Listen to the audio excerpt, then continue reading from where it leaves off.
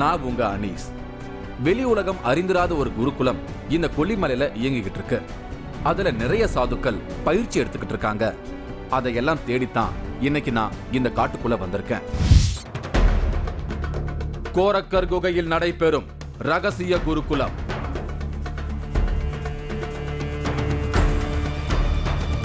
பௌர்ணமி இரவில் சித்தர்களுடன் ஒரு குளியல். கோரக்கர் குகைக்கு அடிவாரத்தில் இருக்கக்கூடிய அருவியில் இருக்கேன். இந்த மலைப்பகுதியில் இருக்கக்கூடிய சித்தர்கள் எல்லாருமே ஒவ்வொரு பௌர்ணமி இரவும் இந்த அருவியில் குளிப்பாங்களாம்.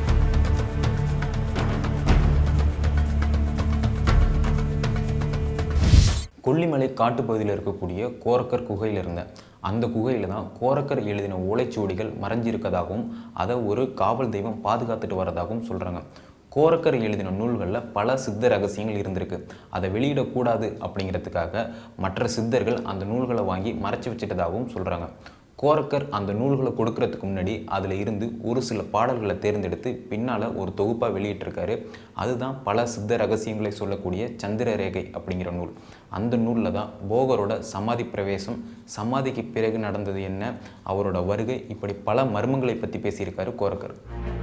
என்னோட கொல்லிமலை பயணத்துல இன்னைக்கு ஒரு மிக முக்கியமான நாள். காரணம், இன்னைக்கு பௌர்ணமி.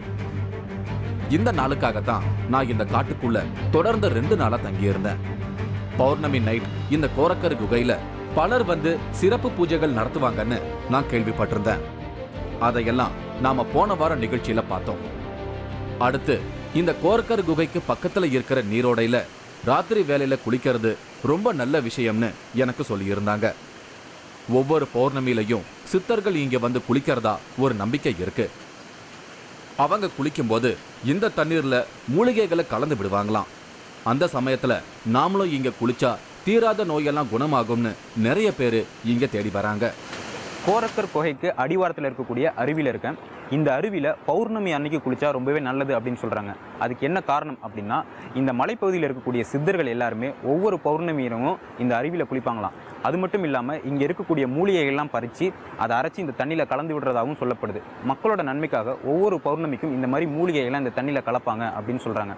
அதுக்காகவே பௌர்ணமி இரவு இந்த தண்ணியில் குளிக்கிறதுக்காக நிறைய பேர் வராங்க. கும்மிருட்டு வேலை, இரவு பூச்சிகளின் வித்தியாசமான சப்தம், அடர்ந்த காட்டுப்பகுதி. இதுல தட்டு தடுமாறி கோரக்கர் குகையில இருந்து டார்ச் லைட் உதவியோட நான் நீரோடை பகுதிக்கு போனேன்.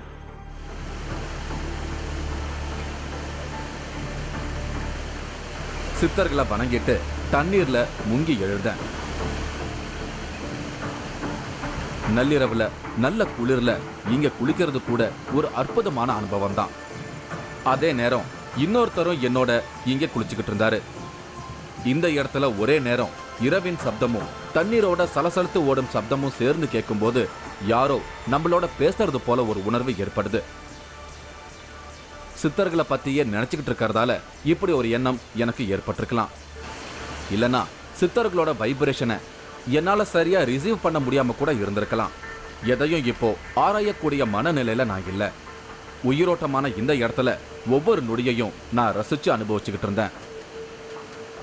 நிஜமாவே இந்த குளியல் எனக்குள்ள ஒரு புது எனர்ஜியை கொடுத்திருக்கு. குளிச்சு முடிச்சு கரைக்கு வந்தேன். என்னோட குளிச்சுட்டு இருந்தவரும் கரைக்கு வந்து குளிருக்கு இதமா அங்க நெருப்பு முடிக்கிட்டு இருந்தாரு. அவரோட நான் பேச தொடங்கினேன். இவரு பேரு நாராயணன், நாமக்கல்ல சேர்ந்தவர். அடிக்கடி கொல்லிமலைக்கு வந்து இந்த காட்டுக்குள்ள தொடர்ந்து 10 நாள் தங்கிட்டு போறது இவரோட பழக்கம். நான் அவர்கிட்ட பேச தொடங்கினேன். எனக்கு இல்லை, எங்கள் தாத்தா கூட்டிகிட்டு வந்து அறிமுகப்படுத்தினார். அவர் மாந்திரிகத்தில் ரொம்ப கை தேர்ந்தவர். அவர்னால தான் இப்போ நான் தியானமே கற்றுக்கிட்டேன். அந்த மாந்திரிக முறையில் வந்து கற்றுக்கிட்டேன். நாராயணனோட தாத்தா மாந்திரீகம் தெரிஞ்சவர். அவர்தான் கொல்லிமலைக்கு முதலா இவரை கூட்டிட்டு வந்து தியானம் எல்லாம் சொல்லி கொடுத்திருக்காரு. இவரும் இப்போ மாந்திரீக பயிற்சிகளை செய்துகிட்டு இருக்காரு. அதுக்காகத்தான் அடிக்கடி கொல்லிமலைக்கு வந்து தியானம் செய்துட்டு போறாரு. இவரோட தாத்தா பாம்பை எல்லாம் மாந்திரிகத்தால கட்டி போடுவாருன்னு நாராயணன் சொன்னதை கேட்டு நான் பிரமிச்சு போனேன். அப்போ இந்த பக்கம்லாம் நிறைய பாம்பு இருக்கும். பாம்புகள்லாம் ஒரு மண் எடுத்து பாம்பு மேலே போட்டால் பாம்பு எதுவுமே பண்ணாது. ஒரு அரை மணி நேரத்துக்கு நம்ம பாம்பு தொட்டு விளையாடலாம், தோளில் தூக்கி போட்டுக்கலாம், எல்லாம் பண்ணலாம். மறுபடியும் மந்திரம் சொல்லி மண்ணள்ளி போட்டாருன்னா பாம்பு மறுபடியும் பழையபடி போகும். சில வருஷங்களுக்கு முன்னெல்லாம் நாராயணனோட தாத்தாவை போல நிறைய பேர் கொல்லிமலையில இந்த காட்டுக்குள்ள வந்து தியானத்துல இருப்பாங்களாம். இங்க கிடைக்கிற வள்ளிக்கிழங்க மட்டுமே சாப்பிட்டுட்டு தொடர்ந்து தியானத்துல இருப்பாங்களாம். அப்படி தொடர்ந்து பயிற்சி செஞ்சு இறை சக்தியோட நேரடியா பேசுறது எல்லாம் இங்க நடந்ததா சொல்றாரு நாராயணன். அடிக்கடி இங்கே மழை பெய்யும், மரவள்ளி கிழங்குகள்லாம் சாப்பிட்டு அப்போ தியானம் பண்ணிக்கிட்டு இறைவன்கிட்ட அப்போ நேரடியாக பேசக்கூடிய சூழ்நிலைலாம் இருந்தது. இப்போ அந்த சூழ்நிலை மாறிடுச்சு. இப்போ அந்த முறை யாருக்கும் தெரியல. இப்போ இருக்கிற தியான முறைகள் மட்டும், ஆமாம், அதை மட்டும் பண்ணிட்டு உட்காந்துருக்கோம். இப்பவும் இந்த காட்டுக்குள்ள அப்படி சிலர் கடுமையான தியான பயிற்சிகளை செய்யறதா நாராயணன் சொன்னாரு. அடுத்து இவர் சொன்ன விஷயங்கள் தான் எனக்கு கொஞ்சம் திகிலூட்டும்படியா இருந்தது. காட்டுக்குள்ள நவக்கன்னிகை நடமாட்டம் இருக்கு, அது நம்மள பயமுறுத்தும்படியா சில சத்தங்களை ஏற்படுத்தும்னு இவர் சொல்றது அமானுஷ்யமானதா இருந்தது. இந்த மலைப்பகுதியில் அந்த சத்தம்லாம் கேட்கும். இங்கே வந்து நவக்கன்னிகளுடைய நடமாட்டம் இருக்குங்க. ஆமாம்மா, அது வந்து சிரிப்பொலி கேட்கும், சலங்கை ஒலி கேட்கும், மற்றபடி 4 பேர் பேசி கூட்டிகிட்டு இருக்கிற மாதிரி சவுண்டெல்லாம் கேட்கும். ஆனால் சித்தர்கள் நடமாட்டம் இருக்கிறதுனால அதெல்லாம் கண்ட்ரோலாக இருக்குது. சப்த கன்னியரை பத்தி நான் கேள்விப்பட்டிருக்கேன். ஆனா இந்த கொல்லிமலை காட்டுக்குள்ள நவக்கன்னிகை நடமாட்டம் இருப்பதா சொல்லப்படுவது புதுசா இருந்தது. இது வரைக்கும் நான் கேள்விப்படாத ஒரு தகவலா இருக்கு. தியானத்துல மட்டுமே ஆர்வமா இருக்கிறவங்கள அந்த நவக்கன்னிகைகள் தொந்தரவு செய்யாதுன்னு நாராயணன் சொன்னது எனக்கு ஒரு ஆச்சரியமான தகவலா இருந்தது. சித்தர்கள் பருவமடையாத ஒரு சிறுமியான வாழைப்பெண் தெய்வத்தை தான் வணங்குவாங்கன்னு நான் கேள்விப்பட்டிருக்கேன். இந்த நவக்கன்னிகை அப்படின்னு சொல்லப்படுவதும் கூட அப்படி ஒரு அம்சம்தான்னு எனக்கு சொன்னாங்க. நவராத்திரி சமயத்துல அம்மனை ஒவ்வொரு நாள் ஒவ்வொரு அம்சமா நாம அலங்காரம் செஞ்சு வழிபாடு நடத்துவோம். அதே மாதிரி இங்க நவக்கன்னிகைன்னு குறிப்பிடுறது கூட சித்தர்கள் வழிபடும் வாழைப்பெண் தெய்வத்தோட 9 அம்சமா சொல்லப்படுது. இந்த தகவலை நான் இப்பதான் முதன்முறையா கேள்விப்படுறேன். 4 பேர் உட்காந்து பேசிக்கிட்டு இந்த மாதிரி அரட்டடிக்கிற சவுண்டெல்லாம் கேட்கும், பேசிகிட்டு இருக்க மாதிரி இருக்கும். ஆனால் போய் பார்த்தா யாரும் இருக்க மாட்டாங்க.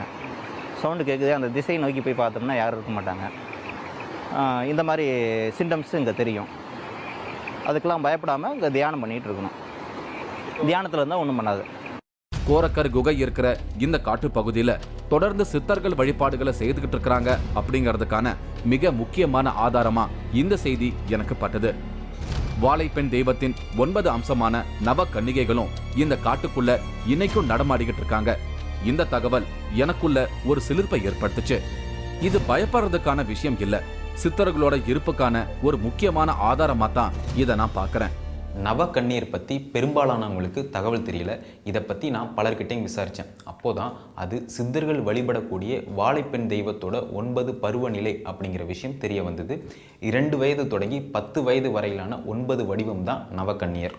இந்த நவக்கன்னியரை தான் குமாரி, திரிமூர்த்தி, கல்யாணி, ரோஹிணி, காளிகா, சண்டிகா, சாம்பவி, சுபத்ரா, துர்கா அப்படின்னு தனித்தனி பெயர்களில் குறிப்பிடுறாங்க.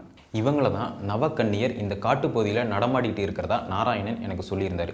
சப்த கன்னியர் பற்றி எல்லாருக்குமே தெரிஞ்சிருக்கும். ஆனால் ரகசிய வழிபாடாக இருந்துட்டு வர நவக்கன்னியர் பற்றி இந்த கொல்லிமலை காட்டுக்குள்ளே வந்தபோது தான் எனக்கு தெரிய வந்தது. இப்பதான் இந்த இடத்துல ஒவ்வொரு பௌர்ணமிக்கும் விஷயம் தெரிஞ்சவங்க வந்து ஏன் பூஜைகளை செய்யறாங்க அப்படிங்கிற சூட்சமம் எனக்கு புரிஞ்சுது. அதே மாதிரி பௌர்ணமி இரவு இங்க குளிக்கிறத பத்தியும் நாராயணன் எனக்கு சில தகவல்களை சொன்னாரு. பௌர்ணமி டைமில் வந்து இந்த தண்ணியில் குளித்தா நல்லதுன்னு சொல்கிறாங்க. அதனுடைய காரணம் சித்தர்கள் வந்து இந்த தண்ணியில் வந்து மூலிகை அந்த தண்ணியில் கரைச்சிருக்கிறாங்க. அப்போ ஒவ்வொரு மாதமும் பௌர்ணமி அன்னைக்கு மட்டும் கொண்டு வந்து தண்ணியில் கரைச்சி விடுறது வழக்கம். ஏன்னா உலக நன்மைகளுக்காக அவங்க செஞ்சிட்ருக்கிறாங்க. அதனால் இதில் குளித்தோம் அப்படின்னா தீராத நோய் சிலருக்கு தீரும். அதனால் பௌர்ணமி அன்னைக்கு மட்டும் குளிக்கிறது இதோட சிறப்பு. இரவு நேரங்களில், ஆமாம், இரவில் குளிக்கிறது சிறப்பு. சித்தர்கள் வந்து அதிகாலை 4 மணிக்கும் இதில் வந்து குளிக்கிறாங்கன்னு ஐதீகம் இருக்குது. விடிய காலம் 4 மணிக்கு நீராடுறாங்க. சித்தர்களோட அனுமதி இல்லாம இந்த காட்டுக்குள்ள, அதுவும் இந்த கோரக்கர் குகை வரைக்குமே கூட யாராலையும் வந்துட முடியாது. அதே மாதிரி தான் இந்த பௌர்ணமி அன்னைக்கு வந்து குளிச்சா தீராத நோய் தீரும். ஆனா அது கூட நம்மோட கரும வினைப்படித்தான் பலன் கிடைக்கும்னு நாராயணன் சொல்றது ஆச்சரியமான தகவலா இருந்தது. நான் இந்த கோரக்கர் குகைக்கு வரும்போது கரெக்டா ஒரு சாமியார் அழகான தமிழ் பாடல்களை பாடி சாமி கும்பிட்டு இருந்தாரு.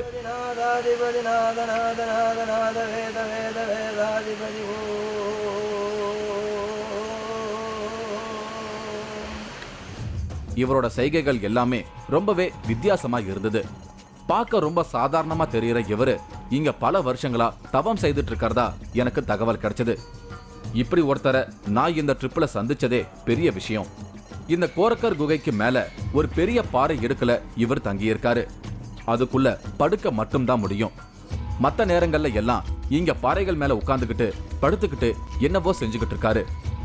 எப்படியாவது இந்த சாமியாரோட பேசணும்னு நான் ட்ரை பண்ணிக்கிட்டு இருந்தேன். இந்த கோரக்கர் குகையிலேயே நான் 2 நாள் தங்கி இருந்தேன். ஆனா இவர் என்ன பொருட்படுத்தவே இல்லை. 2 நாளுக்கு அப்புறமா தான் சில கண்டிஷனோட லேசா என்னோட பேச தொடங்கினாரு.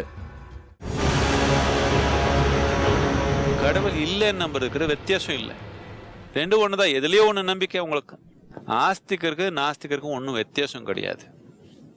2 பேர் ஒரு மாதிரி முட்டாள்தனத்தில் இருக்கிறாங்க.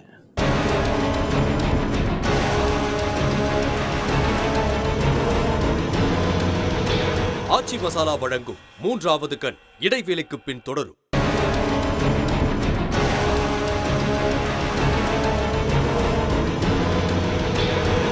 ஆச்சி மசாலா வழங்கும் 3வது கண் தொடர்கிறது.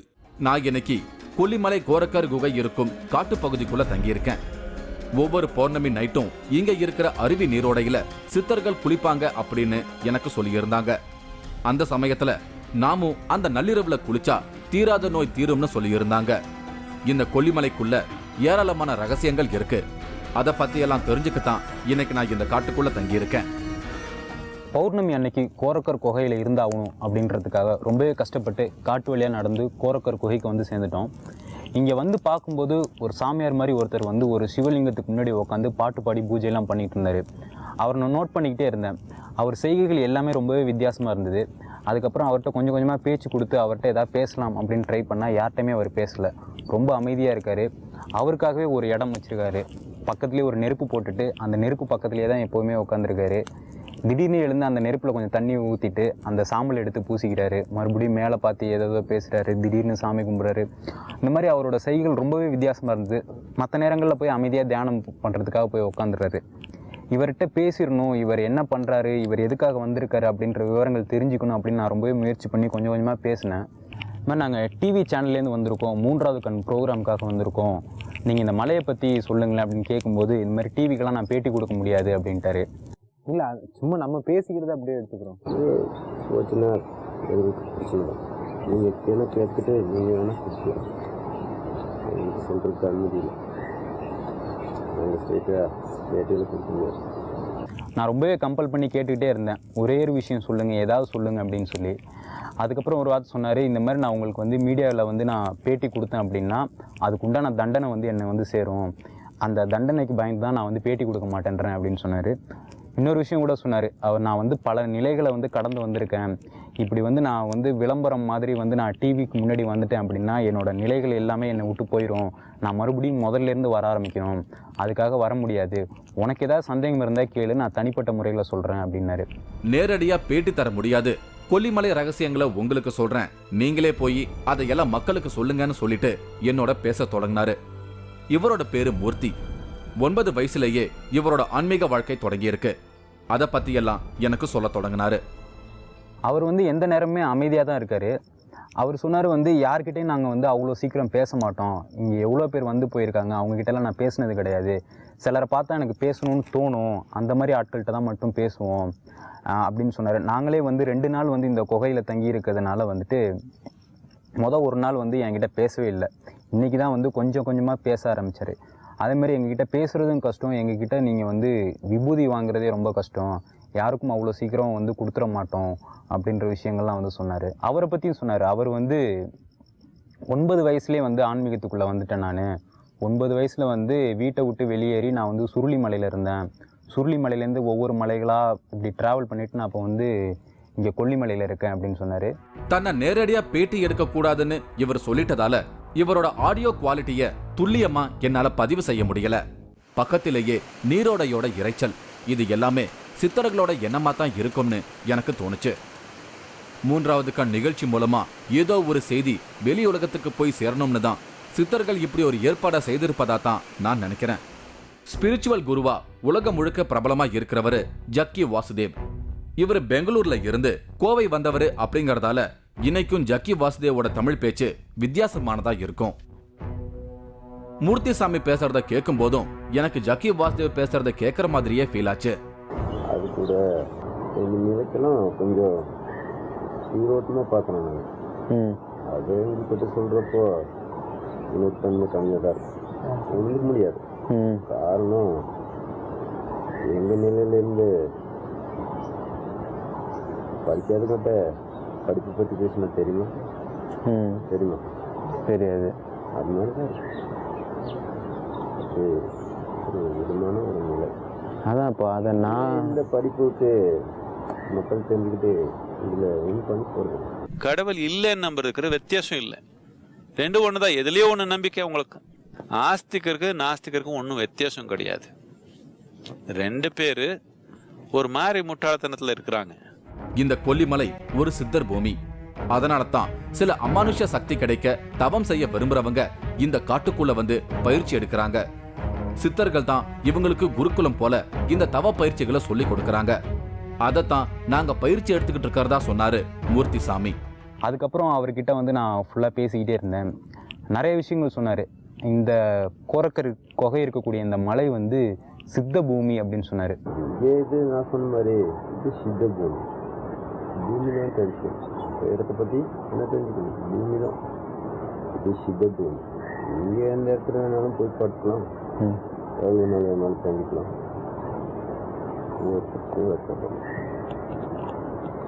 இவ்வளோ வருஷத்தில் இங்கே வாழ்ந்துக்கிறான். கரடி கடிச்சு யாராவது கொண்டுக்கிறாங்கன்னு கேட்கலாம். கேட்கலாம். அங்கே பிறந்து வந்தவன அவன் வயசுக்கு கரடி கடிச்சு எடுத்துருக்காங்களா? யாரு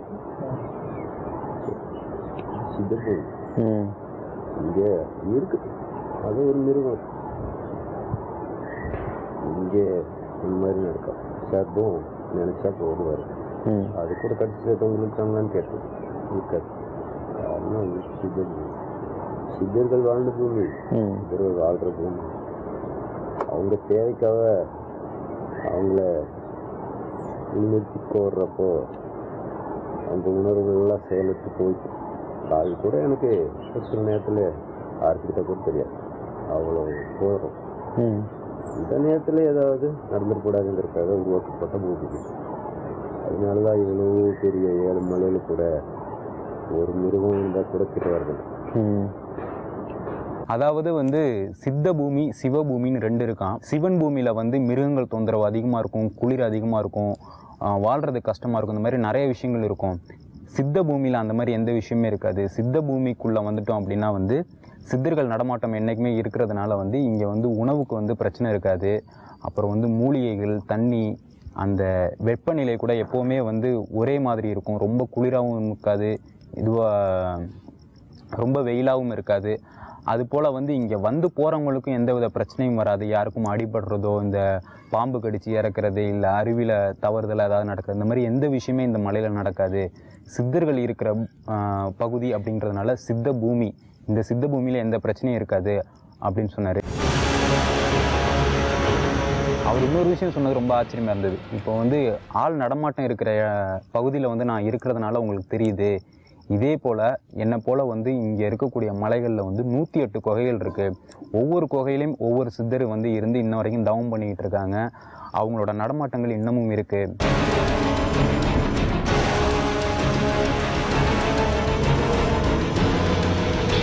ஆச்சி மசாலா வழங்கும் 3வது கண் இடைவேளைக்கு பின் தொடரும்.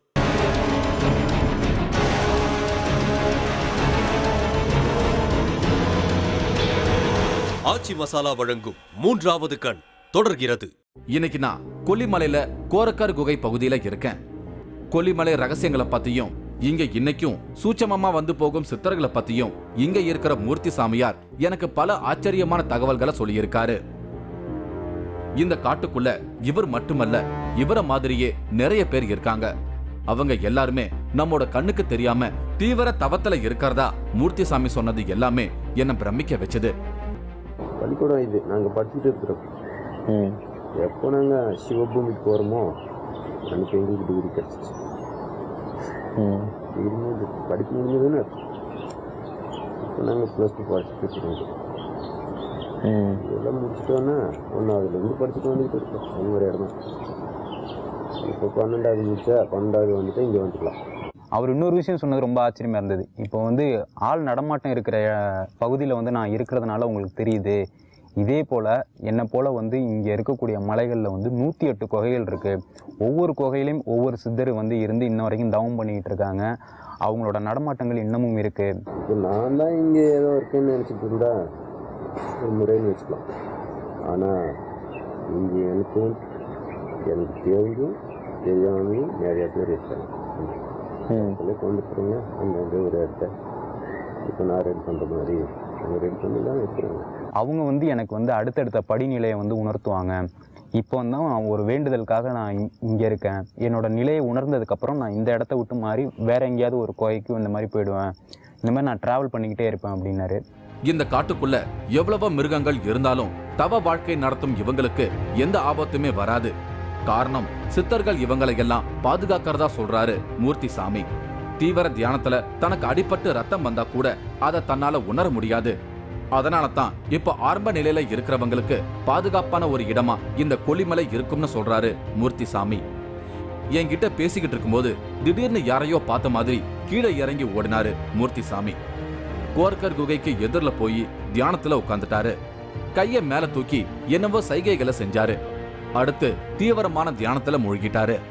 இந்த கொல்லிமலை காடு தவ யோகிகளுக்கு ஒரு பள்ளிக்கூடம். அதுல விடாம முயற்சி செய்யறவங்களுக்கு அடுத்தடுத்து பாடங்களை சித்தர்கள் வந்து சொல்லி தராங்கன்னு மூர்த்தி சாமி சொன்னதான் இந்த சம்பவம் எனக்கு உணர்த்துச்சு. இப்ப மூர்த்தி சாமிக்கு யாரோ ஒரு சித்தர் வந்து பாடம் நடத்திக்கிட்டு இருக்காரு. அவர்கிட்ட திரும்பவும் பேச நான் காட்டுக்குள்ள காத்திருக்க தொடங்கினேன். சிலிர்ப்பான அனுபவங்கள் அடுத்த வாரம் வெள்ளிக்கிழமை இரவு ஒளிபரப்பாகும். 2 நாள் கோரக்கர் குகையில் தங்கி இருந்து தொடர்ந்து முயற்சி பண்ணதுனால என்கிட்ட பேச தொடங்கின மூர்த்தி சாமியார் கொல்லிமலை பற்றின பல தகவல்களை என்கிட்ட சொல்லியிருந்தார். சித்தர்கள் இன்றைக்கும் அங்கே ஒரு ரகசிய குருகுலம் நடத்தி யோகத்தில் பல நிலைகளை சொல்லிக் கொடுக்குறதாகவும் சொன்னார். நான் அங்கேருந்து புறப்படும் போது எனக்கும் சில தியான வழிமுறைகளையும் பூஜை முறைகளையும் சொல்லிக் கொடுத்தாரு. நான் தொடர்ந்து 2 நாள் அவருக்காக அங்கே காத்திருந்தது வீண் போகலை. அதையெல்லாம் அடுத்த வாரம் வெள்ளிக்கிழமை பார்க்கலாம். வேற ஒரு அமானுஷ்யமான அனுபவத்தோட மறுபடியும் நான் உங்களை சந்திக்கிறேன். அதுவரை உங்களிடமிருந்து விடை பெறுகிறேன். சாரநாத் ஸ்தூபியில் மறைந்திருக்கும் அமானுஷ்யம். காசிலிருந்து 11 கிலோமீட்டரில் சாரநாத் அப்படிங்கிற ஒரு பகுதி இருக்குது. அந்த இடத்துல மிகப்பெரிய ஸ்தூபி இருக்குது அப்படின்னும் அதுக்குள்ளே நிறைய ரகசியங்கள் மறைஞ்சிருக்கு அப்படின்னும் சுந்தர் குருஜி நமக்கு சொல்லியிருந்தாரு. இன்றும் ஸ்தூபியில் வாழும் புத்தர். அதாவது புத்தா வந்து ஒரு கோல்டன் கலரில் உள்ள உட்காந்துட்டு இருக்காரு. தி ரியல் காசி 3வது கண் எக்ஸ்க்ளூசிவ். நீங்களும் இந்த திகில் பயணத்தில் கலந்து கொள்ள ஒரு வாய்ப்பு. 3வது கண் டிவி ஷோ என்ற Facebook பக்கத்தில் எங்களோடு இணைந்திடுங்கள். உங்களது அமானுஷ்ய அனுபவங்களை பதிவு செய்து இந்த நிகழ்ச்சியில் பங்கு பெறும் வாய்ப்பை பெறுங்கள்.